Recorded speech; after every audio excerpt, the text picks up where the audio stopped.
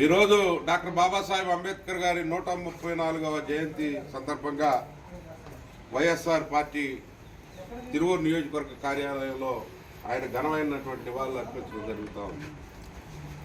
Doctor BR Ambedkar యొక్క ఆశయాలు ఇంతవరకు కూడా అమలు జరగట్లేదు.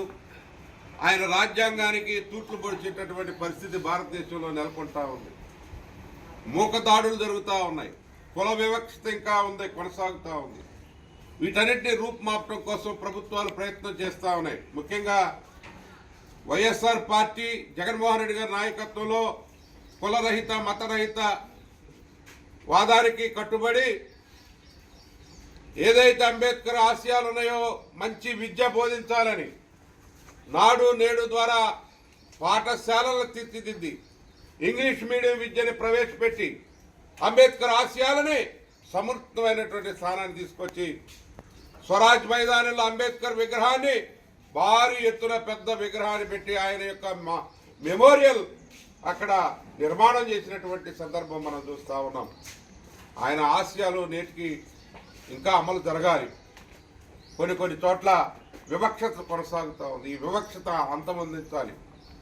అంబేద్కర్ గారికి జన్మదిన నివాళులు అర్పించడం అంటే ఆయన ఆశయాల్లో కొనసాగటమే. వైఎస్ఆర్ పార్టీ దానికి కట్టుబడి ఉంది. వైఎస్ఆర్ పార్టీ జగన్మోహన్ రెడ్డి గారు డాక్టర్ బాబాసాహెబ్ అంబేద్కర్ ఆశయాల్ని పురికిపుచ్చుకొని పార్టీని ముందు కొనసాగిస్తూ ఉన్నారు. మేమంతా కూడా పునరంకితం అవుతాం.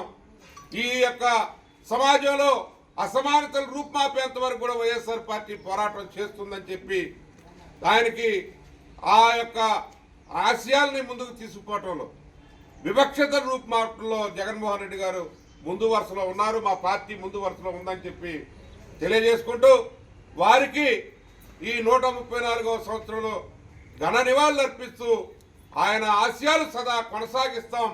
ఆ ఆశయాలు నెరవేర్చేంత వరకు కూడా పోరాటం చేస్తామని చెప్పి జగన్మోహన్ రెడ్డి గారి నాయకత్వంలో మేము పునరంకితం అవుతామని చెప్పి తెలియజేసుకుంటూ మీ అందరి దగ్గర సెలవు తీసుకుంటున్నాం.